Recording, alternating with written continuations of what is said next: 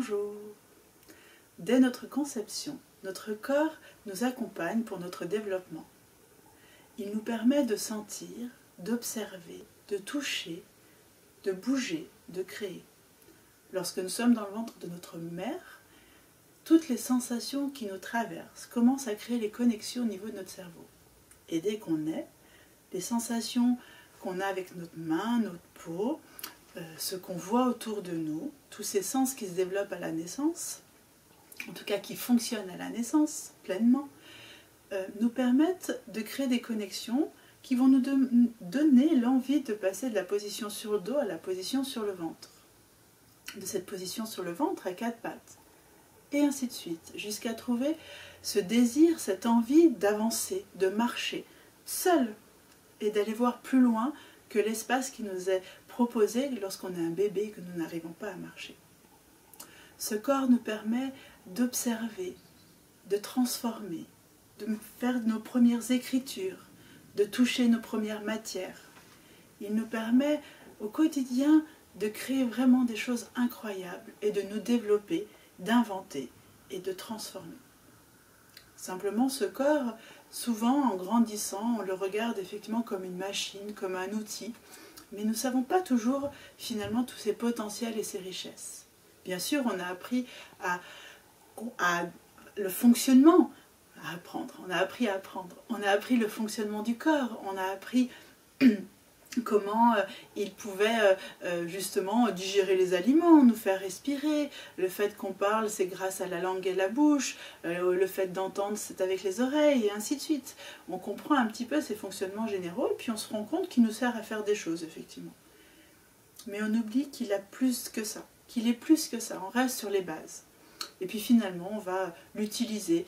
Quand on est jeune, on va développer toutes nos compétences, en profiter un maximum, sauter, se mettre en danger, courir, faire plein de choses. Puis en grandissant, on va le comparer aux autres, on va lui demander de plus en plus de choses, sans savoir que pour qu'il soit à son maximum, il y a des choses à faire, il y a des impératifs. Savoir s'arrêter, ce n'est pas que dans le faire qu'on peut apprendre. Ceci, lorsqu'on se pose, notre cerveau fait plein de connexions.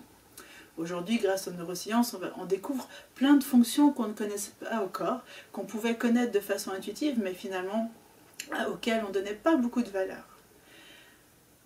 Vous vous dites, mais où est-ce qu'elle veut nous emmener? Alors moi, j'ai envie de vous emmener vers le chemin du foutre la paix à son corps.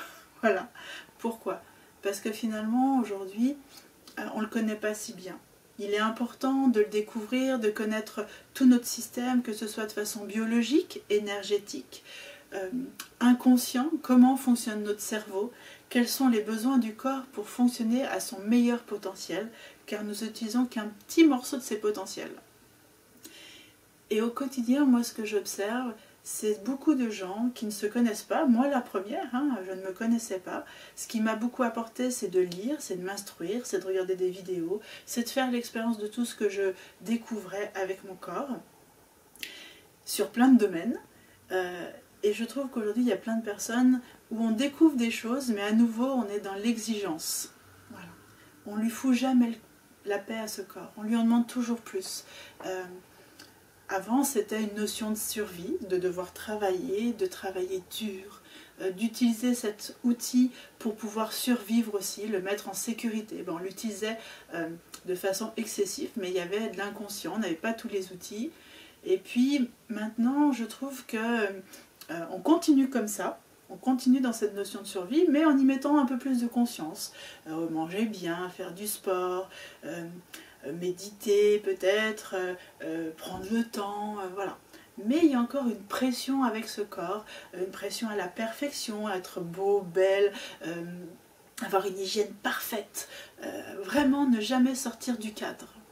Et tout cela, c'est notre corps qui encaisse. C'est bien sûr une évolution, bien sûr c'est important, toute la conscience qui est mise en avant aujourd'hui dans notre société, qu'on parle de plus en plus de ces parties énergétiques, spirituelles, de prendre le temps de méditer, de marcher, de faire attention. Il y a de plus en plus d'informations vraiment riches. Mais à nouveau, moi je vois beaucoup de gens plonger la tête la première dans ces découvertes, parce que ça vibre en eux, mais sans faire attention à leurs sensations, à leur corps finalement. c'est toujours lui qui compense. Et souvent en accompagnement, j'ai des personnes qui disent mais je ne comprends pas, je suis épuisée. Mais elles font thérapie sur thérapie, transformation sur transformation. Et on oublie que notre corps, notre cerveau, il a besoin de temps pour pouvoir mettre en place des nouveaux fonctionnements, de se défaire des anciens pour mettre en place les nouveaux.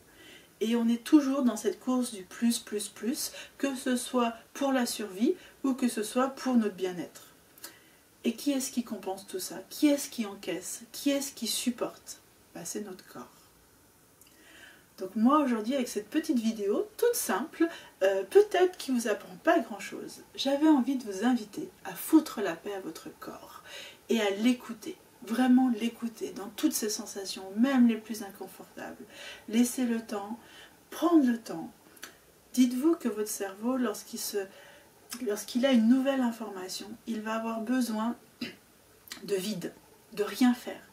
C'est même pas d'aller méditer ou marcher. Des fois, vous allongez et rien faire et laissez les pensées, alors comme en méditation effectivement peut-être, laissez les pensées venir, se transformer, faire des connexions dans votre corps, vous ramener à des sensations lointaines pour vous en libérer. Moi, je suis une enfant qui était unique, qui est unique dans tous les sens du terme, pas de frères et sœurs, voilà, ça me fait sourire en disant ça, qui a besoin de calme. Aujourd'hui, je me rends compte. Je vous raconte tout ça parce que je prends ces derniers temps aussi cette conscience que